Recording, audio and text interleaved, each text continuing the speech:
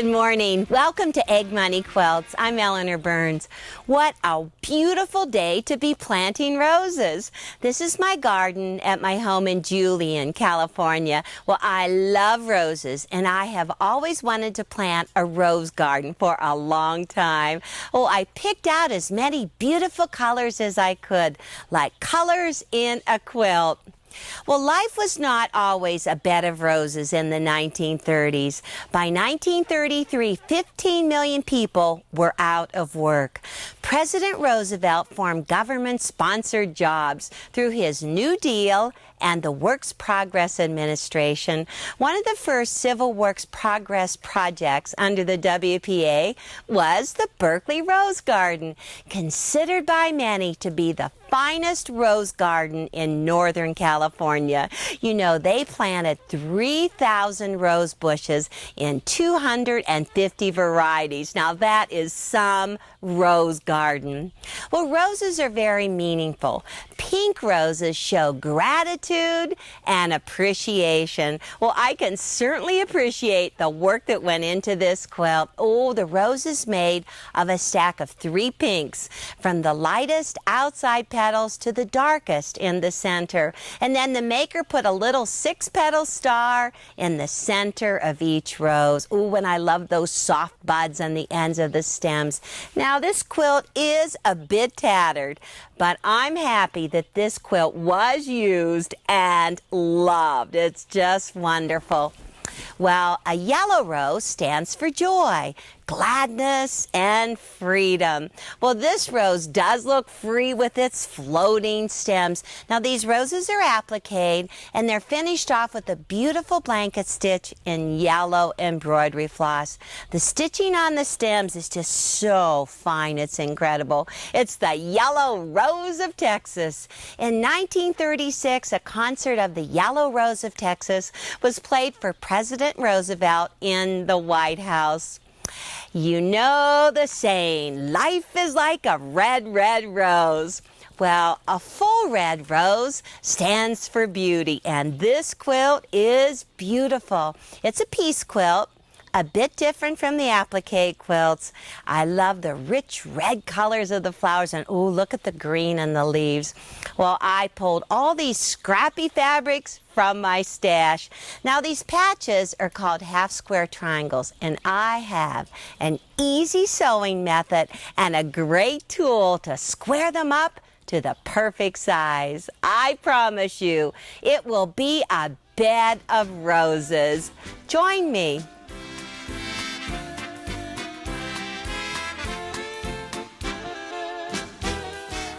I just picked these roses from my garden, and they smell so good.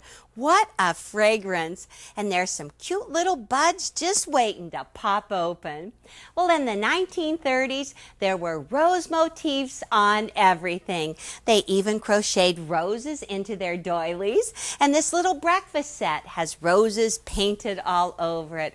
And feed sacks were printed with bright blue roses. Oh, roses are just so beautiful. Well, of course, our block today is the Rosebud Block. Now, it's easy to select fabrics. You only need to have pink and green, and then the background, of course. Now, Amy machine quilted some vines and some leaves throughout. Now, this is sampler 1. You only need to have one 12-inch block, and sampler 2 as well, a 12-inch block.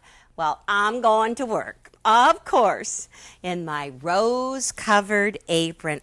Now, she finished off with gourds. It's just absolutely beautiful, form-fitting, and then rickrack around the bottom. Oh, I just love this apron.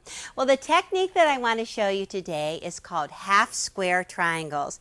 And this is what the half-square triangle looks like. Oh, they're used in all different quilts, all different sizes. So start out with your background and your pink. These are 6-inch squares. You want to flip them right sides together. You want to put the lighter color on the top. Now, I like to use the 45-degree line on my ruler just to help me line up corner to corner. Drop your ruler with the 45 along here. Use a permanent marking pen draw one diagonal line corner to corner, turn your ruler, line up that 45 again, and then draw a second diagonal line. So you actually mark an X. X marks the spot. Well, I'm using a 1/4-inch foot on my sewing machine. It has this bar right here, so that from the needle to the bar, it's a perfect 1/4 of an inch. So if you have something like that, just drop the bar on the diagonal line or whatever, because I'm going to sew a 1/4 of an inch away, zip down one side a 1/4 of an inch from the diagonal line, and then once you're at the bottom, just raise your presser foot, turn to the second side, and zip down one more time. Now, the distance between these two lines should be a 1/2 inch. Well, I love to check my work. I'm going to check it out. Let's see. Perfect. 1/2 inch in between. Okay, you have a second diagonal line. Just do exactly the same thing. Drop that bar or line up your foot. So you stitch a 1/4 of an inch away, zip down, and then in the other side. Well, when I was growing up, my absolute favorite roses were the old-fashioned roses. Oh, they were just so light and airy, very delicate looking. Pink. Loved them. Okay, my sewing's done. Now, I want to cut this into 8 pieces. So since it's a 6-inch square, start out and line up 3 along the left edge and cut it in half. Don't waste any time, but raise your ruler, turn, and cut a second mark at 3 inches. And then the last cutting is on your diagonal lines. And you do that last, so just in case your square should fall apart, you still have lines to cut on. Now, whenever you pull this apart, take a look, because right here in the center where my stitches crossed, you can see a little square or these little stitches right along here on the very corners. Well, these were just freshly cut. They certainly don't need squared up, but look out here. There's a little bit hanging over there, so I want to trim the outside edge. Well, the secret to the trimming is the 6.5-inch triangle square up ruler. Now, I want to square these to 2.5 inches. So I'm just going to tip up my ruler, find the 2.5-inch dash line, and drop it on the stitches. Now, on the stitches is the important part. This side is already trimmed. This is the side that I need to just get rid of that excess. So line up that 2.5-inch line, trim off that excess, and get rid of it. Now, this should be a perfect 2.5 inches. Oh, we should check that one out too. Well, once you do all of your squaring up, then you press to the dark. So drop the piece with the dark on the top and then open and just press right into it. I like to use the point of my iron. I am a steam person, really like steam. Just put the whole stack there and press towards the dark. Ooh, it's looking good. There's the stitches on the back side. Well, now I have some little tips hanging out. I've got lots of little tips, so I'm just going to trim straight one side, trim with the other, and you can just pick up a whole stack, get rid of those trimmings, get rid of everything. Now, once you have these all squared and ready to go, you're going to make a stack of 4. 2 stacks of 4 in each. Just turn them in that direction, and then it's into the sewing. I always take the piece on the right and flip it to the left. Now, there's nothing to line up here except the outside edges. So when you drop it on your machine, make sure you use your stiletto just to get those edges lined up perfectly. All right, 1/4-inch seam right down along there. Use your stiletto to manipulate them, hold them down flat as you stitch across. Let me show you what it looks like. We'll see how it is. All right, on the top, there's that 1/4 of an inch for the seam, and then down in the bottom, it's the same thing. Well, let me make 4 sets, and I'll show you how to finish the rosebud. I have 3 sets of squares. They're all cut on one diagonal, so let's just cut them now. Now the first set of squares is a 3-inch background square. So I'm just going to line up my ruler corner to corner, cut those. The second set is a 5-inch leaf stack. And the third one is a 7-inch background set. Just cut all of them on the diagonal. They were all stacked up, right side up, so they are just ready to pick up and sew. Now I'm going to start with the triangle right here from the 3-inch square, and that goes right like this, beside the pieces we were piecing together. Now, we're going to make quick work of this. Just flip it right sides together. You line up the square top, but you let that tip hang out at the bottom. That's going to give us a good 1/4-inch seam right at the top and the bottom. So line it up. Use your stiletto to keep those edges together. Pedal to the metal. You would assembly line sew these all right down along there. That was easy. Okay, so now this time you're going to just press all your seams towards the background, towards this triangle. From the wrong side, they're all going over like this. This is what it looks like. I have some that I've already pressed all towards the triangle, and just take your scissors or your rotary cutter and just trim off that tip nice and even and get rid of it. Now the next piece comes the 5-inch leaf, and we're going to just turn our piece like this. Take this leaf piece, and it's just going to go right sides together and zoom right down here. Now the reason that I push the seams towards the background is for this step, because right now as I stitch down along here, I'm not fighting any of the seams. They're just going right with me. Once again, just get that seam pressed towards the triangle. It's looking good. Now, there's just a little extra right here. If you can see, I want to have that 1/4-inch seam allowance. But from here to here, there's just slightly more, not much. And boy, you want to trim it up, but you have to be careful you don't take too much away. I'm going to line the 45 along the bottom, put the 1/4-inch seam right there, the 1/4-inch mark right in that seam, and you can see there's just a tiny bit hanging out. So I'm just going to sliver trim, and that is a sliver. And that's all that you have to do. Now for the final step, we need to have a background, one of those from the 7-inch, and you're just going to flip these pieces right sides together. And how about let's just sew from this side, because if we sew from this side, you can see that when you stitch, you want to just cross right here, going fast. So let me just line this up and pedal along.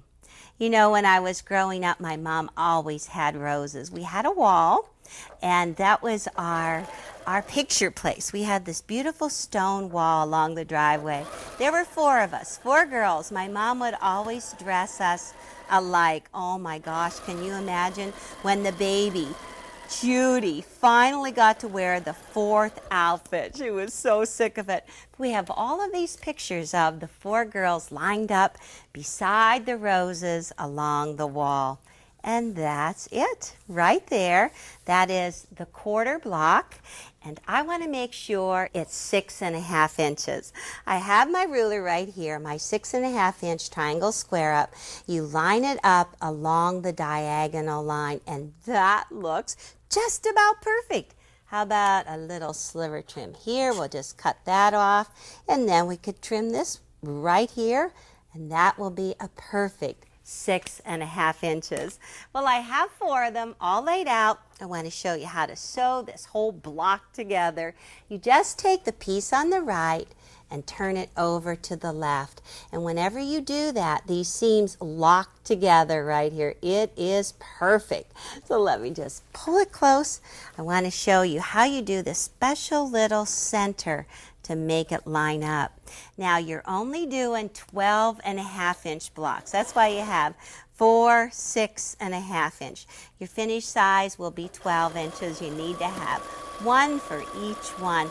Okay, right here, hold that seam flat with the stiletto, and I like to roll those pieces in right here. If I open it, look at it, roll it in, squeeze it together, make sure they lock, and then just assembly line right behind along that edge. And then you can see down here, you also from this side can see where your stitches are supposed to go. Looking good. Now let's just open it up. Check out the middle. That's perfect. You can even look as close as you want because that's exactly what you want. And then flip one more time, and this time push the top seam up and the underneath seam down. And again, wiggle. You'll lock those seams together. Let me get this lined up right along here. You know, this block has a couple of different names to it. It's also called maple leaf. Now, I can just imagine with fall colors how beautiful this block could look. Now, how about this one? It's called crow's foot, and I can see crow's foot too. I can't imagine making a black block quilt. That would be very unique. The block is done. I just want to show you the center now. Let me look. Looks great right in the middle. And so to make this center lay flat, all I'm going to do is just take my scissors and cut that connecting thread right there. And there are vertical stitches going up. There's actually two of them. 1, 2. I'm going to just pull that out with my stiletto and then turn on the second side and do exactly the same thing. I've got about 2 stitches. Pop those out and lay the block flat, wrong side up, and then you can just swirl these seams right around and watch what happens in the center as you swirl. You just pop that middle open, just mush it right in the very center, and you actually create a little pinwheel right in the front. Now all I'm going to do is just press this around, and it's going to be a beautiful rosebud block.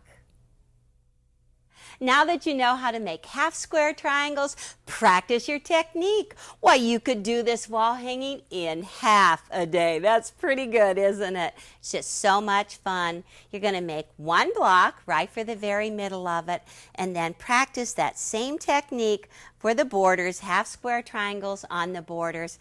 And then how about a little embellishment with prairie points? Dig into your button box, pull out from some buttons, and finish it off. And then while you're at it, why don't you just practice your free motion technique? And this is just stitch in the ditch right through all of those points. Perfect, easy to do. Now just start out with your block, get that all finished, and add 3-inch borders on both ends, because whenever you take a 6-inch square of this red and a 6-inch of the pink, sew it together, square up 8 of them, and sew these together. It's just slightly shorter. Oh, it's so much better to have something to trim off than to run out. Much better. So seam 8 together for this side, and then it's the same thing on the opposite side with the green a 6-inch and the pink a 6-inch. 8 in a row, and if you plan it right, you can press those seams so that you just sew right down along there and never fight a seam. Now the prairie points are just 3-inch squares. All you're going to do is just take a 3-inch square, fold it on one diagonal, wrong sides together, and then fold it one more time so you have this really cute little point. Prairie point. Now they just lock into each other. Start along this end, open this one up, slip one into it, and then open the next one, slip it in, and you could be sewing right down along here as you're arranging them along there. Just baste them in place. Do exactly the same thing on the opposite side. Add a border at the top and the bottom, and you're done. Great fun for half a day. Well, another name for rosebud is hummingbird. And we found this great hummingbird fabric with all these beautiful bright colors in it. Well, we selected 6 different fabrics just from the colors in this border print. We got 1/4 yard of each one of 6. Now, out of a 1/4 of a yard, let's just go with the purple. Cut 4 5-inch squares, and of the next one, cut 2 6-inch squares. And we did those for each one of those different 6 prints. And then cut out some 1.5-inch pieces for cornerstones. Ooh, it's just great. And then I want to show you, once we took those blocks and sewed them together, this is the way the quilt looks. It's just going to be a lap robe with 3 blocks across and 4 blocks down, a total of 12. You'll be making 2 from each 1/4 yard piece. Now the lattice is 1.5 inches wide, and then I'm just using all scrappy cornerstones throughout. It's just so fresh and bright and fun looking. And you'll sew this together exactly like I did with the block. You'll just sew vertical rows from top to bottom and then go back across the other way. Just great, colorful, childlike quilt. Just so much fun. Well, Jean Stymack made this quilt, and she called it Wild Rosebuds. This is a 12-block quilt. This is 3 across and 4 down. Great lap robe size, and finished it off with this wild rosebud border. Now you can see, instead of using the 2 different colors, each block uses only 1 fabric plus the background. Ooh, it's just great. She did wonderful quilting throughout. Rosebud fabric on the back side. Well, this block won't be a thorn in your side. You just enjoy making your rosebud quilt. Everyone loved Franklin Delano Roosevelt and his plan with the WPA and the New Deal. Well, one of the goals of the WPA was preserving American handicrafts of the past and of keeping weaving, handicrafts, and sewing alive. His wife, Eleanor Roosevelt, took an active part in spearheading craft training projects in Appalachia, the Carolinas, and the Midwest.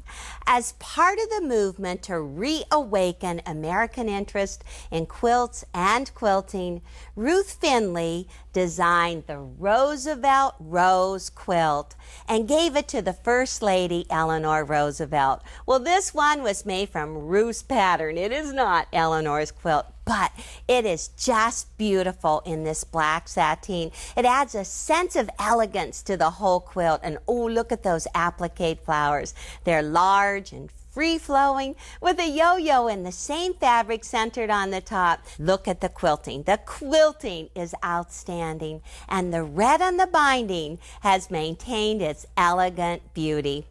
Well, Ruth Finley wrote America's second quilt book. It's called Old Patchwork Quilts and the Women Who Made Them. She wrote this book in 1929, and this is an original copy. You can see she dedicated to her husband, Emmett. Right here it says 1929. Well, here in a newer book is a picture of Ruth Finley. This is what she looked like.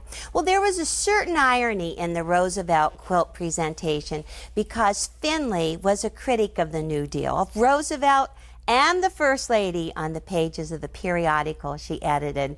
I found this. This is amazing. Here is a clipping about the Roosevelt Rose I took from the newspaper. It says, New Deal quilt for mansion. Apparently it was going to the White House. And down here it says, the Roosevelt Rose quilt designed by Ruth E. Finley has been accepted by Mrs. Franklin D. Roosevelt from Miss Helen Goose. Sad thing is, we cannot locate this quilt. Very sad part in quilt history. Well, applique roses were also very popular in the 1930s.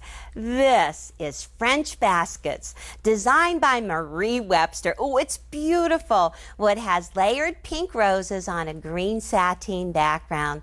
Now, the quilt is made up of alternating white and green blocks. And the green brackets appliqued on the white blocks just seem to blend with adjacent green blocks. Just beautiful. Now, the technique reverse applique was used to show the background color through the slits in the basket.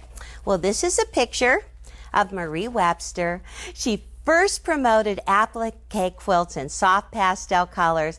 Well, she's the author of Quilts, Their Story, and how to make them. And this was America's first quilting book, originally published in 1915. Well, Marie preferred to go straight to nature instead of copying those dark, drab quilts of the 1800s. She didn't like those. She would often press the flowers from her own garden and use the petals as templates. Well, it's incredible to me to be sitting here among these two talented women, Marie Webster and Ruth Finley, America's first quilt authors. You know, I feel like I'm sitting here in a museum. I salute these talented women from the past. Well, may you create your own bit of history.